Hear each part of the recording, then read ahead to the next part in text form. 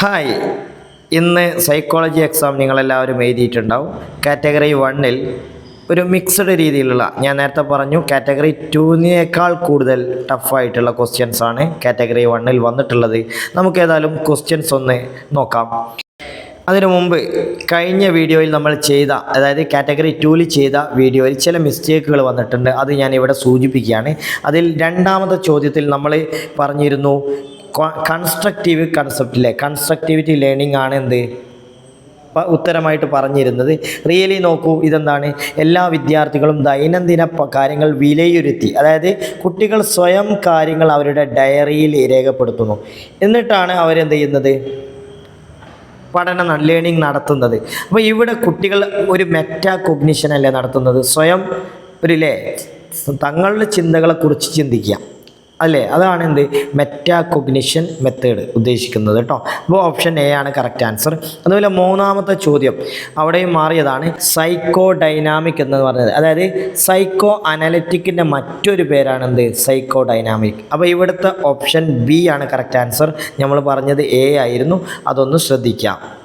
അതുപോലെ നമ്മൾ 18ാമത്തെ ചോദ്യം നിങ്ങളെല്ലാവരും ശ്രദ്ധിച്ചോളൂ. 18ാമത്തെ ചോദ്യം പറഞ്ഞിട്ടുണ്ടായിരുന്നത് എങ്ങനെയായിരുന്നു, ഒരു വ്യക്തിയുടെ സ്വത്വവും അവൻ്റെ മാനസിക പരിശ്രമവും ചേർന്നതിന് അറിയപ്പെടുന്നത് സ്വത്വബോധം എന്നാണ് പറഞ്ഞത്. റിയലി അതല്ല കറക്റ്റ് ആൻസർ. പിന്നെ എന്താണ് നോക്കൂ, ഇത് ലൈഫ് സ്പേസ്. എന്താണ് കറക്റ്റ് ആൻസർ? ലൈഫ് സ്പേസ് എന്നുള്ളതാണ് ഇവിടെ ഉദ്ദേശിക്കുന്നത്. കണ്ടില്ലേ, ഒരു വ്യക്തിയുടെ സ്വത്വം, അതായത് സെൽഫും അതിൻ്റെ കൂടെ തന്നെ സൈക്കോളജിക്കൽ എൻവയോൺമെൻറ്റും കൂടി ഉൾപ്പെട്ടിട്ടുണ്ട്. അപ്പോൾ അതിന് പറയുന്ന പേരെന്താണ്, ലൈഫ് സ്പേസ് ആണ്. അപ്പോൾ ഈ 3 ക്വസ്റ്റ്യൻസ് ഒന്ന് ശ്രദ്ധിക്കുക കേട്ടോ. ഇനി നമുക്ക് ഇന്നത്തെ കാറ്റഗറി 1-ൻ്റെ ചോദ്യങ്ങൾ ഡിസ്കസ് ചെയ്യാം. ആദ്യത്തെ ക്വസ്റ്റ്യൻ നോക്കൂ, റോബിൻ കണക്കിൽ വളരെ മോശമാണ്. താഴെ പറയുന്നവയിൽ എന്തായിരിക്കാം അതിനുള്ള കാരണങ്ങൾ? അപ്പോൾ കണക്കിന് മോശമാണ്, അതിൻ്റെ കാരണമാണ് ചോദിച്ചിട്ടുള്ളത്. പഠനശൈലി, learning style, motivation, extreme anxiety, lack of prior knowledge. തീർച്ചയായും ഇതെല്ലാം പഠനത്തെ ബാധിക്കുന്ന കാര്യമാണ്. ലേണിംഗ് സ്റ്റൈല് ബാധിക്കും, മോട്ടിവേഷൻ ഇല്ലാതിരിക്കുമ്പോൾ അത് പഠനത്തെ ബാധിക്കും, എക്സ്ട്രീം ആങ്സൈറ്റി ഉണ്ടായാൽ ബാധിക്കും, പ്രിയർ നോളജ് ഇല്ലെങ്കിലും ബാധിക്കും. സോ ആൻസർ ഓപ്ഷൻ ബി ആണ്. 1, 2, 3, 4 എന്നതാണ് കറക്റ്റ് ആൻസർ. അടുത്ത ക്വസ്റ്റ്യൻ നോക്കൂ, താഴെ കൊടുത്തവയിൽ തെറ്റായ ബന്ധങ്ങൾ. അപ്പോൾ ഞാൻ ഉത്തരം ഇവിടെ നേരത്തെ കൊടുത്തിട്ടുണ്ട്. ഇന്ദ്രിയ ചാലകഘട്ടം, അതിൽ വസ്തുസ്ഥൈര്യം ഇല്ലാതിരിക്കുക, അത് ഇന്ദ്രിയ ചാലകഘട്ടത്തിൻ്റെ പ്രത്യേകതയാണ്. പിന്നെ ഔപചാരിക മനോവ്യാപാര ഘട്ടത്തിൽ transfer of learning, transfer of knowledge, അതുപോലെ തന്നെ lack of conservation pre operational സ്റ്റേജിലാണ് ഉണ്ടാകുന്നത്. അതേസമയത്ത് ഹൈപ്പത്തറ്റിക്കോ ഡിഡക്റ്റീവ് റീസണിങ്, അത് ഫോർമൽ ഓപ്പറേഷണൽ സ്റ്റേജിലാണ് ഉണ്ടാകുന്നത്. ഫോർമൽ, പക്ഷേ ഇവിടെ വന്നിട്ടുള്ളത് കോൺക്രീറ്റ് ഓപ്പറേഷനിലാണല്ലോ, അതുകൊണ്ടാണ് അവിടെ മിസ്റ്റേക്ക് വന്നിട്ടുള്ളത്. ഇനി അടുത്ത ക്വസ്റ്റ്യൻ നോക്കൂ, ചേരുംപടി ചേർക്കാം.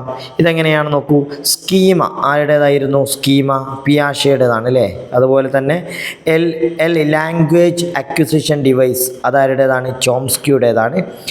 ഐഡൻറ്റിറ്റി ക്രൈസിസ് എറിക്സണിൻ്റേതാണ്. അതുപോലെ തന്നെ ZPD, അത് വൈഗോട്സ്കിയുടേതാണ്. ക്ലിയർ അല്ലേ? സോ ഓപ്ഷൻ എ ആണ് കറക്റ്റ് ആൻസർ. അടുത്ത ക്വസ്റ്റ്യൻ നോക്കൂ, ഭിന്നശേഷിക്കാരുടെ ഉന്നമനത്തിനായുള്ള UN കൺവെൻഷൻ നടന്നത് 2006 നവംബർ 13 കേട്ടോ. അടുത്ത ക്വസ്റ്റ്യൻ നോക്കൂ, ചെറിയ ക്ലാസ്സിലെ കുട്ടികളുടെ ഭാഷാ വികസനത്തിന് താഴെ കൊടുത്തിരിക്കുന്ന ഏതൊക്കെ പ്രവർത്തനങ്ങൾ നിർദ്ദേശിക്കാം? നിങ്ങൾ നോക്കൂ, നിറങ്ങളുടെ അടിസ്ഥാനത്തിൽ അക്ഷരങ്ങൾ തരംതിരിക്കുക, അത് തീർച്ചയായും ചെറിയ ക്ലാസ്സിൽ നടക്കും. കുത്തുകൾ തമ്മിൽ യോജിപ്പിച്ച് അക്ഷരങ്ങൾ നിർമ്മിക്കുക, അതുമുണ്ടാവും. വിരലടയാളം ഉപയോഗിച്ച് അക്ഷരങ്ങൾക്ക് നിറം, ഇവിടെ കണ്ടില്ലേ വിരലടയാളം, അതായത് ഫൈൻ മോട്ടോർ ആക്ടിവിറ്റീസ്, അത് പ്രോത്സാഹിപ്പിക്കുന്നതും ഈ ഘട്ടത്തിലാണ്. അടുത്ത് നോക്കൂ, അക്ഷരങ്ങൾ കൊണ്ടുള്ള ബ്ലോക്ക് നിർമ്മാണം. തീർച്ചയായും ഇതെല്ലാം ശരിയാണ്. അപ്പോൾ നമുക്ക് option A is the correct answer. 1, 2, 3, 4 എന്നിവ കറക്റ്റാണ്. ക്ലിയർ അല്ലേ? അടുത്ത ക്വസ്റ്റ്യൻ നോക്കൂ, സ്ഥിരാനുപാത പ്രബലന ഷെഡ്യൂളിന് ഉദാഹരണം. An example for fixed ratio in reinforcement. എന്താണ് ഫിക്സ്ഡ് റേഷ്യോ? അതൊരു പ്രത്യേക അളവിൽ എന്ത് ചെയ്യുക, റീഇൻഫോഴ്സ്മെൻറ്റ് കൊടുക്കുക, അതായത് ഒരു പ്രത്യേക അളവ് കഴിഞ്ഞിട്ട്. അപ്പോൾ ഇതിൻ്റെ എക്സാമ്പിൾ നോക്കൂ, 5 ശരി ഉത്തരങ്ങൾ വീതം പറഞ്ഞ കുട്ടിക്ക് അധ്യാപിക ഒരു സ്റ്റാർ കൊടുക്കുന്നു. കണ്ടോ 5 എന്നുള്ള കൺസെപ്റ്റ്. 10 പദ്ധതി രൂപരേഖ അതായത് അല്ലേ തയ്യാറാക്കിയാൽ എന്ത് ചെയ്യും, അധ്യാപകൻ സമ്മാനം കൊടുക്കുന്നു. അതായത് ഈ വർക്ക് ഷീറ്റാണ് ഉദ്ദേശിക്കുന്നത് കേട്ടോ. 10 വർക്ക് ഷീറ്റ് കംപ്ലീറ്റ് ആക്കിയാൽ എന്ത് ചെയ്യും, സമ്മാനം കൊടുക്കുന്നു. ശരിയുത്തരം നൽകുന്ന മുറയ്ക്ക് അധ്യാപിക കുട്ടികളെ പ്രകീർത്തിക്കുന്നു. അതായത് ഓരോ ശരിയുത്തരം പറയുമ്പോൾ റീഇൻഫോഴ്സ്മെൻറ്റ് ചെയ്യുന്നു, അല്ലെ അപ്രീസിയേറ്റ് ചെയ്യുന്നു. 5 കാറുകൾ വീതം വിൽപ്പന നടത്തുന്ന ജോലിക്കാരന് പ്രൊമോഷൻ നൽകുന്നു. ഇവിടെ കണ്ടോ 5 കാറ്, അതുപോലെ തന്നെ 10 വർക്ക്ഷീറ്റ്, 5 ശരിയുത്തരങ്ങൾ, ഇങ്ങനെയുള്ള ഒരു കൃത്യ ഇൻ്റർവെല്ലിൽ കൊടുക്കുന്ന റീഇൻഫോഴ്സ്മെൻ്റ് ആണ് ഫിക്സഡ് റേഷ്യോ റീഇൻഫോഴ്സ്മെൻറ്റ്. അപ്പോൾ ഏതൊക്കെയാണ് ശരിയാവുന്നത്? 1, 2, 4 എന്നിവ എന്താണ് ഇവിടെ ശരിയാണ്. അടുത്ത ക്വസ്റ്റ്യൻ നോക്കൂ. 7ാമത്തെ ചോദ്യം, ക്ലാസ് മുറികളിൽ ഉപയോഗിക്കുന്ന സഹായക സാങ്കേതിക വിദ്യ, അതായത് അസിസ്റ്റീവ് ടെക്നോളജി ഏതൊക്കെയാണ്? വോയിസ് ആക്ടിവേറ്റഡ് കമ്പ്യൂട്ടർ ശരിയാണല്ലോ. വീൽ ചെയർ അതൊരു അസിസ്റ്റീവ് ടെക്നോളജി ആണല്ലോ.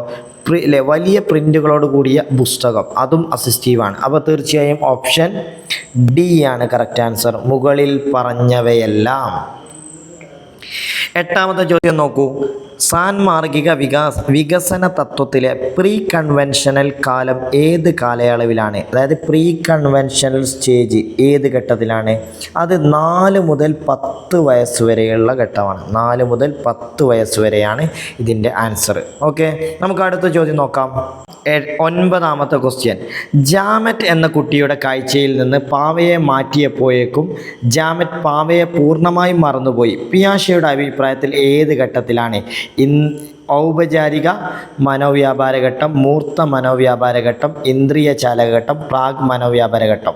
അപ്പോൾ ഓപ്ഷൻ നമ്മൾ കൊടുത്തത് ഇന്ദ്രിയ ചാലകഘട്ടമാണല്ലോ അല്ലേ? ചെറിയ അതാണ് കാരണം ഒബ്ജക്റ്റ് പെർമനൻസ് അല്ലേ, ഒബ്ജക്റ്റ് പെർമനൻസ് ഇല്ലാതിരിക്കുന്നതാണ് ഇതിൻ്റെ കാരണം അല്ലേ. ഒരു സാധനം വസ്തു മാറിയാൽ അതെന്ത് ചെയ്യുന്നു, അപ്രത്യക്ഷമാകുന്നു. അത് ഓർത്തിരിക്കുന്നതിനാണ് ഒബ്ജക്റ്റ് പെർമനൻസ് എന്ന് പറയുക. അതില്ലാത്ത ഘട്ടമാണ് ഇന്ദ്രിയ ചാലകഘട്ടം. അടുത്ത ക്വസ്റ്റ്യൻ നോക്കൂ. ഒരു അധ്യാപിക പ്രതിഭാധനനായ ഒരു കുട്ടിയെ ഉയർന്ന ക്ലാസ്സിലേക്ക് സ്ഥാനക്കയറ്റം നൽകി. ഇവിടെ അധ്യാപിക സ്വീകരിക്കുന്നത് എന്താണ്? ആക്സിലറേഷനാണ് നടത്തുന്നത്. എന്താണ് ആക്സിലറേഷൻ എന്ന് പറഞ്ഞാൽ? ത്വരിതപ്പെടുത്തൽ. അടുത്ത ക്വസ്റ്റ്യൻ നോക്കൂ. 11ാമത്തെ ക്വസ്റ്റ്യൻ, ഒരു ഉൾച്ചേർക്കൽ ക്ലാസ് മുറി എന്ന് പറഞ്ഞാൽ ഇൻക്ലൂസീവ് ക്ലാസ് റൂമിൽ ടീച്ചേഴ്സ് എന്തായിരിക്കും? അവിടെ എന്ത് ചെയ്യും? Incorporate differentiated instrument, foster student autonomy, അതുപോലെ തന്നെ use collaborative learning activities, foster safe and positive environment. ഇതൊക്കെ ശരിയല്ലേ? കാരണം വ്യത്യസ്ത പഠന സാങ്കേതികതകൾ ഉപയോഗിക്കും. അതുപോലെ അവരുടെ കുട്ടികളുടെ ഓട്ടോണമി, അതായത് ടീച്ചേഴ്സ് അല്ല അവിടെ മെയിൻ, കുട്ടികൾക്കാണ് പ്രാധാന്യം. അതുപോലെ സഹവർത്തിത പഠനം പ്രവർത്തനം ഉപയോഗിക്കും. അതുപോലെ തന്നെ പോസിറ്റീവായിട്ടുള്ള എൻവയോൺമെൻറ്റ് അവിടെ ക്രിയേറ്റ് ചെയ്യും. തീർച്ചയായും അപ്പോൾ എല്ലാം ശരിയാണ്. ഓപ്ഷൻ ഡി ആണ് കറക്റ്റ് ആൻസർ. അടുത്ത ചോദ്യം നോക്കൂ. 12ാമത്തത്, എറിക് എറിക്സൻ്റെ അഭിപ്രായത്തിൽ കുട്ടി അനുഭവിക്കുന്ന ആദ്യത്തെ മനോസാമൂഹിക പ്രതിസന്ധി നമുക്കറിയാം. ട്രസ്റ്റ് വി എസ് മിസ്ട്രസ്റ്റ് ആണ് ആദ്യത്തേത്. 2ാമത്തേതാണ് autonomy V S shame. 2, 3 initiative V S guilt. 4ാമത്തേതാണ് എന്ത്? Identity V S role confusion. നമ്മൾ പറഞ്ഞിരുന്നു. അടുത്ത ക്വസ്റ്റ്യൻ നോക്കൂ. മറ്റുള്ള ഘടകങ്ങളെ അവഗണിച്ച് ഒരു ഘടകത്തെ മാത്രം ശ്രദ്ധ കേന്ദ്രീകരിക്കുന്ന പ്രാഗ് മനോവ്യാപാര ഘട്ടത്തിലെ കുട്ടികളുടെ പ്രത്യേകതയാണ് സെൻട്രേഷൻ. എന്താണ്? സെൻട്രേഷൻ. അടുത്ത നോക്കൂ. ഹവാർഡ് ഗാർഡനറുടെ ബഹുമുഖ ബുദ്ധി സിദ്ധാന്ത പ്രകാരം താഴെ കൊടുത്തിരിക്കുന്നതിൽ ഏറ്റവും അനുയോജ്യമായി ബന്ധപ്പെട്ടിരിക്കുന്നത് according to Howard Gardner's multiple intelligence theory. നമുക്കറിയാമല്ലോ ഇതിൽ ഏറ്റവും മോസ്റ്റ് സ്യൂട്ടബിൾ ഏതാണ്? ഇപ്പോൾ ശില്പി ഭാഷാപരമായ ബുദ്ധിയാണോ ശില്പിക്ക് ഉണ്ടാവുക? അല്ല. ശില്പിക്ക് പിന്നെ എന്തുമായി ബന്ധപ്പെട്ട ബുദ്ധി ഉണ്ടാകുക? സ്പേഷ്യൽ അല്ലേ. അതുപോലെ തത്വചിന്തകന് ശാരീരിക ബുദ്ധിയല്ല, ബോഡിലി കിനസ്തെറ്റിക് അല്ല. പിന്നെയോ അവർക്കുണ്ടാകുക ഇൻട്രാ പേഴ്സണൽ. അതുപോലെ ശില്പിക്ക് സ്പേഷ്യൽ. അതുപോലെ ഡാൻസർക്കാണെങ്കിലാണ് ബോഡിലി കിനസ്തെറ്റിക് അല്ലേ, ബോഡിലി. അപ്പോൾ ഏതാണ് ബന്ധപ്പെട്ടത്? കർഷകനാണ്. പ്രകൃതിപരമായ ബുദ്ധിയാണ് കർഷകനുണ്ട്. അതാണ് ശരിയായ ആൻസർ. അടുത്ത ക്വസ്റ്റ്യൻ നോക്കൂ. അബ്രഹാം മാസ്ലോയുടെ ആവശ്യ ശ്രേണിയിൽ ഒഴിഞ്ഞുപോയ ഭാഗത്ത് ഉൾപ്പെടുത്താവുന്ന ആവശ്യമേത്? ഇവിടെ കണ്ടോ ഈ ഒരു ഭാഗം. അപ്പോൾ physiological needs, safety need, love and belonging കഴിഞ്ഞാൽ ഇവിടെ സെൽഫ് എസ്റ്റീമാണല്ലേ, ആത്മബഹുമാന ആവശ്യകതകൾ. അതാണ് കറക്റ്റ് ആൻസർ. അടുത്ത ക്വസ്റ്റ്യൻ നോക്കൂ. ലിംഗ അനന്യത, അതായത് term gender identity was suggested by, ആരാണ് ഈ കൺസെപ്റ്റ് കൊണ്ടുവന്നിട്ടുള്ളത്? കറക്റ്റ് ആൻസർ വരുന്നത് റോബർട്ട്, ആരാണ്? റോബർട്ട് ജെ സ്റ്റോളറാണ്. ഓക്കെ, അടുത്ത ക്വസ്റ്റ്യൻ നോക്കാം. പഠനത്തിനായുള്ള മൂല്യനിർണ്ണയത്തിന് ഉദാഹരണം ഏത്? അതായത് അസസ്മെൻറ്റ് ഫോർ ലേണിംഗ് ഉദ്ദേശിച്ചത്. അപ്പോൾ അവിടെ നമുക്കറിയാം ടീച്ചർ ക്ലാസ്സിനിടയിൽ നടത്തുന്നതല്ലേ, അപ്പോൾ ക്ലാസ്സിൽ നടക്കുന്ന ചർച്ചയിൽ കുട്ടികളുടെ പങ്കാളിത്തം നിരീക്ഷിക്കുന്നത്, തീർച്ചയായും അത് ശരിയായിരിക്കും. ക്ലാസ്സിൻ്റെ ഇടയിൽ സംഘടിപ്പിക്കുന്ന അതിവേഗ ക്വിക്ക് ക്വിസസ്, അതും ശരിയാണ്. ഒരു സെമസ്റ്റർ കഴിയുമ്പോൾ നടത്തുന്ന ഫൈനൽ പരീക്ഷ, അത് എൻഡ് എക്സാം അല്ലേ, സമ്മേറ്റീവ്.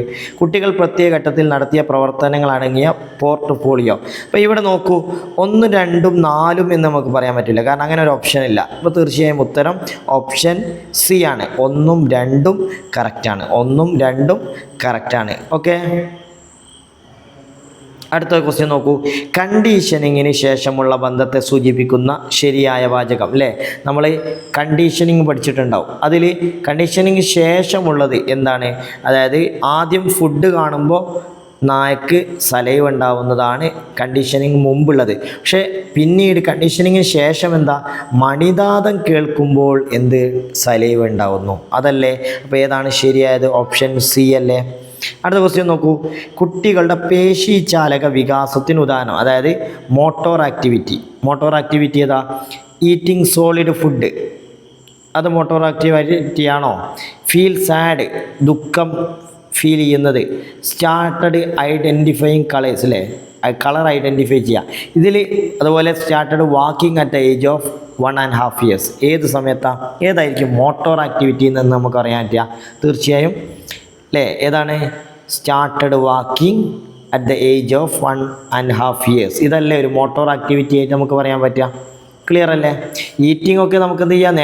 കുട്ടി നേരത്തെ തന്നെ സക്ക് ചെയ്യാൻ തുടങ്ങൂലേ ജനിക്കുമ്പോൾ തന്നെ. ക്ലിയർ അല്ലേ? അടുത്ത നോക്കൂ. കുട്ടികളിലെ സൂക്ഷ്മപേശി ചാലക വികാസത്തിന് താഴെ പറയുന്ന ഏതൊക്കെ പ്രവർത്തനങ്ങളാണ് ഏറ്റവും യോജിച്ചത്? അതായത് ഫൈൻ മോട്ടോർ ഡെവലപ്മെൻ്റ് ആണ് ഉദ്ദേശിക്കുന്നത്. അപ്പോൾ ഏതൊക്കെയാണ്? Swimming, climbing tree, spoon for self feeding, giving toys for screw. ഇവിടെ ഫൈൻ മോട്ടോർ ആക്ടിവിറ്റി ഏതാണ്? ഒന്ന് സെൽഫ് ഫീഡിങ്ങിന് വേണ്ടി സ്പൂൺ ഉപയോഗിക്കുക, അല്ലേ? അതുപോലെ തന്നെ സ്ക്രൂ ഇടാനും ഉപയോഗിക്കുക, അല്ലേ? ടോയ്സ് കൊടുക്കുമ്പോൾ. ഇത് രണ്ടും ശരിയാണ്. പിന്നെ ഇത് സ്വിമ്മിങ്ങും ക്ലൈമ്പിങ്ങും ഒക്കെ എന്താണ്? Gross motor ആക്ടിവിറ്റിയാണ്. ക്ലിയർ അല്ലേ? അടുത്ത ക്വസ്റ്റ്യൻ നോക്കൂ. 21ാമത്തെ ചോദ്യം. സ്ഥാനാന്തരണം എന്ന പ്രതിരോധ തന്ത്രത്തിന് ഉദാഹരണം, അതായത് ഉദ്ദേശിക്കുന്നത് ഡിഫൻസ് മെക്കാനിസം ഡിസ്പ്ലേസ്മെൻറ്റ്. ഇതാണ് ഡിസ്പ്ലേസ്മെൻറ്റ് എന്ന തന്ത്രമാണ് ഉദ്ദേശിക്കുന്നത്. അപ്പോൾ ഇവിടെ നോക്കൂ. അധ്യാപകൻ്റെ ശിക്ഷ ലഭിച്ച കുട്ടി അത് വീട്ടിൽ വന്ന് അനുജനെ ആക്രമിക്കുക, ശരിയാണ്. പ്രിൻസിപ്പാളിൻ്റെ വഴക്ക് കേട്ട ഉദ്യോഗസ്ഥൻ തിരിച്ചൊന്നും പ്രതികരിക്കാതെ വീട്ടിൽ വന്ന് ഭാര്യയെ വഴക്ക് പറയും, അതും ശരിയാണ്. മാനസിക പിരിമുറുക്കം അനുഭവിക്കുന്ന കോളേജ് വിദ്യാർത്ഥി കൈവിരലുകൾ വലിച്ചു കുടിക്കുന്നു. ഇത് ഒരു ഡിസ്പ്ലേസ്മെൻ്റ് എന്ന് പറയാൻ പറ്റില്ല, അല്ലേ? കാരണം എന്തല്ല, അവനൊരു ചെറുപ്പത്തിലുള്ള, അല്ലേ, അതൊരു ചെറുപ്പത്തിലെ സ്വഭാവത്തിലേക്ക് പോവുകയാണ്. അപ്പോൾ നമുക്ക് ഏതൊക്കെയാണ് ശരിയായത്? 1ഉം 2ഉം മാത്രം ശരി, അല്ലേ? ഇത് 1ഉം 2ഉം എന്താണ്? ഡിസ്പ്ലേസ്മെൻറ്റിന് ഉദാഹരണമാണ്. അടുത്ത ക്വസ്റ്റ്യൻ നോക്കൂ. ഗിൽഫോർഡ് നിർദ്ദേശിച്ച ബുദ്ധിയുടെ ത്രിമാന മാതൃകയുമായി ബന്ധപ്പെട്ട് വേറിട്ട് നിൽക്കുന്നത്. അപ്പോൾ നമുക്കറിയാം സ്ട്രക്ചർ ഓഫ് ഇൻ്റലക്റ്റ് മോഡൽ, അതിൽ ക്ലാസ്സസ് ഉണ്ട്, യൂണിറ്റ് ഉണ്ട്, റിലേഷൻസ് ഉണ്ട്, എന്തില്ല? ഇവാലുവേഷൻ ഇല്ല. So answer is option C. 23ാമത്തെ ചോദ്യം നോക്കൂ. ഒരു അധ്യാപകൻ ക്ലാസ്സിൽ താഴെ പറയുന്ന ഒരു പ്രസ്താവന പുറപ്പെടുവിച്ചു. പെൺകുട്ടികൾ പ്രകൃതിയാലെ പരിപാലകരും ആൺകുട്ടികൾ പ്രകൃതിയാലെ നേതാക്കളുമായിരിക്കും. ഇതെന്തിൻ്റെ ഉദാഹരണമാണ്? പെൺകുട്ടികളെക്കുറിച്ച് നേരത്തെ ഇങ്ങനെയുള്ളൊരു കൺസെപ്റ്റ്, അതിനാണ് നമ്മൾ ജെൻഡർ സ്റ്റീരിയോ ടൈപ്പ് എന്ന് പറയുന്നത്. 24ാമത്തെ ചോദ്യം നോക്കൂ.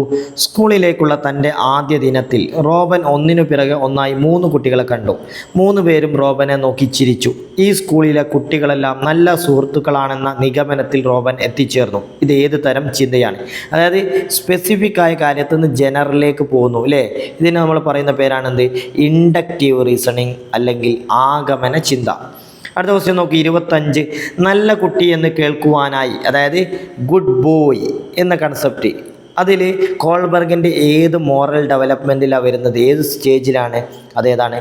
കൺവെൻഷനൽ സ്റ്റേജിലാണല്ലോ. ക്ലിയർ അല്ലേ? Good boy, good girl orientation. അടുത്ത ക്വസ്റ്റ്യൻ നോക്കൂ. താഴെ കൊടുത്തിരിക്കുന്നവയിൽ ഏറ്റവും ശരിയായി ചേരുന്നത് ഏതൊക്കെയാണ്? ഡിസ്ലെക്സിയ, വായിക്കാനുള്ള ബുദ്ധിമുട്ട്. അത് ശരിയല്ലേ? വായനയുമായി ബന്ധപ്പെട്ടതാണ് ഡിസ്ലെക്സിയ. ഡിസ്കാൽക്കുലിയ, ചലിക്കാനാണോ? അല്ലല്ലോ, മാത്സുമായി ബന്ധപ്പെട്ടല്ലേ, മാത്തമാറ്റിക്. ഡിസ്ഗ്രാഫിയാണെന്ത്? എഴുതാനുള്ളത്, റൈറ്റിങ്ങുമായി ബന്ധപ്പെട്ടത്. ഓക്കെ. അതുപോലെ ഡിസ്ഫേസിയ എന്തുമായി ബന്ധപ്പെട്ടതാണ്? നമ്മുടെ സ്പോക്കൺ ലാംഗ്വേജ് അല്ലേ, ലാംഗ്വേജുമായി ബന്ധപ്പെട്ട പ്രയാസമാണ് ലാംഗ്വേജ്. 27ാമത്തെ ക്വസ്റ്റ്യൻ നോക്കൂ. ജനറൽ എക്സൈറ്റ്മെൻറ്റ് എന്ന ഒരു വികാരം മാത്രമാണ് എമി എന്ന കുട്ടി പ്രകടിപ്പിക്കുന്നത്. കാതറിൻ ബ്രിഡ്ജസിൻ്റെ അഭിപ്രായത്തിൽ ഈ കുട്ടി ഏത് പ്രായത്തിൽപ്പെടുന്നു? അല്ലേ, ബ്രിഡ്ജസ് എന്താണ് 18 മാസം വരെയുള്ള കുട്ടികളുടെ വികാരങ്ങളെക്കുറിച്ചാണ് പഠിച്ചത്. അപ്പോൾ തീർച്ചയായും ജനറൽ എക്സൈറ്റ്മെൻറ്റ് ഏത് ഘട്ടത്തിലാണ്?